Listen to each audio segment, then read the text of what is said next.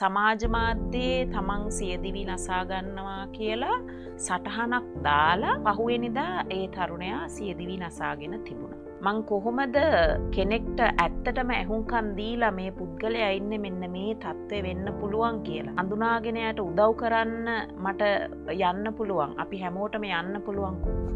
මේ විදිහ පුද්ගලයන්ව අපිට එකාතකින් පහසුවෙන් අඳුර ගන්න පුළුවන්. සමහරක් අය මේක එළියට පෙන්වන්නේ නැහැ. සියදිවි හානි කරගන්න බලපාන්නා වූ හේතු වෙන කාරණාවන් කොටස් දෙකක් තියෙනවා. එකක් තමයි මනෝවිද්‍යාත්මක කාරණාවන්, අනිත් එක තමයි සමාජ විද්‍යාත්මක කාරණාවන්. මනෝවිද්‍යාත්මකව ගත්තොත් සියදිවි නසා ගැනීම කියන එක කරගන්න පුළුවන් විවිධාකාර මානසික රෝග තියෙනවා. දැන් විෂාදය, වින්නෝන්මාදය, පෞරුෂ අක්‍රමතා. එතකොට මේ විදිහ අයගේ තියෙන ලක්ෂණ, පොදු ලක්ෂණයන් තියෙනවා. කලකිරීමෙන් ඉන්නේ, ජීවිතය ගැන ඉතාමත්ම ඍණාත්මක දේවල් කතා කරන්නේ, දෛනික ජීවිතේ හරීම අක්‍රමවත්, ඔහුගේ පිරිසුදුකම ගැන ඔහු හිතන්නේ මූණකට හොදන්නේ නැහැ, තමන්ගේ කොණ්ඩය හරීම අපිලිවලයි, නිින්ද හරීම අක්‍රමවත්, තමන්ගේ ආහාර රටාව අක්‍රමවත්. දැන් මම කියවනේ එකක් තමයි සිතුවිලි, අනිත් එක තමයි චර්යාවන්, අනිත් එක තමයි සමාජ සම්බන්ධතාවය. මේ සුයිසයිඩ් කරගන්න ආසන්න අයගේ තියෙන ලක්ෂණයක් තමයි මෙයාලා සියලුම සමාජ සම්බන්ධතාවයන් ඈඩ් කරලා දානවා. අපි කියමුකෝ යාළුවෝ ඉන්නවනම් යාළුවන්ව બ્લોක් කරලා දානවා. සමහරක් වෙලාවට සමාජ මාධ්‍යයන්ගෙන් ඈත් වෙලා යනවා. එතකොට ඊට අමතරව මෙයා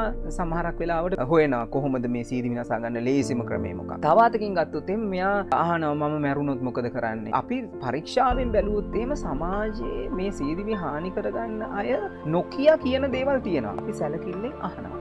මේ විදිහ කෙනෙක් අඳුන ගන්න නම් අපි සමාජයක් වශයෙන් කරන්න ඕනි පළවෙනි දේ තමයි ඇහුම්කන් දෙන එක. දැන් කියනවා මට ප්‍රේම සම්බන්ධතාවයක් තිබුණා. මගේ ගෑනු ළමයා වෙන පිරිමි ළමයෙක් එක්ක සම්බන්ධතාවයක් පවත්වනවා. ගොඩාක් වෙලාවට සමාජයෙන් කියන එක තමයි අයියෝ ඔක ලොකු ප්‍රශ්නයක් නෙවෙයි. ගෑනු ළමයි එක්කිනාට 100ක් හොයාගන්න පුළුවන්. ඔයා ඔන්නෝක අතහැරලා දාන්න කියලා අපි හරි සුළුවෙන් තකනවා. ඒ විදිහ උත්තරයක් නෙවෙයි ඇත්තටම සියදිවි හානි කරගන්න මට්ටමට පැමිණිච්ච කෙනෙක් බලාපොරොත්තු වෙන්නේ. එතකොට පළවෙනි දේ තමයි සුයිසයිඩල් තෝට්ස් තියෙන කෙනෙක් වෛද්‍යමය උපදෙස් ගන්න ඕනේ. ඒ වගේම තමයි මෙඩිකල් ට්‍රීට්මන්ට්ස් වලට යන්න ඕනේ. හැබැයි සමහරක් අය ඉන්නව නෑ මට එහෙම මනෝවෛද්‍යවරයෙක් ළඟට යන්න තරම් ප්‍රශ්නයක් නෑ කියලා එහෙම කියලා සමහරක් වෙලාවට නොයා ඉන්න පුළුවන්. නමුත් අපේ වගකීම තමයි එහෙනම් අපි ටිකක් කතා කරමු. එයාට ඇහුම්කන් දෙන එක. එයාගේ ප්‍රශ්නේ මොකද්ද කියලා අපි අහන එක. එතකොට ඒ සියදිවි නසා ගැනීම සිතුවිලි තියෙන කෙනාට පොඩි අදහසක් එනවා. මගේ ප්‍රශ්නේ අහන්න කෙනෙක් ඉන්නවා. එතකොට ඒ අහන්න කෙනෙක් ඉන්නවා කියන එක ඇතුලේ මිනිස්සෙක්ට ලොකු සැනසීමක් දැනෙනවා. අපි ඇත්තටම උපදේශකවරයෙකු විතර නෙමෙයි සාමාන්‍ය මිනිස්සෙකුගේ තියෙන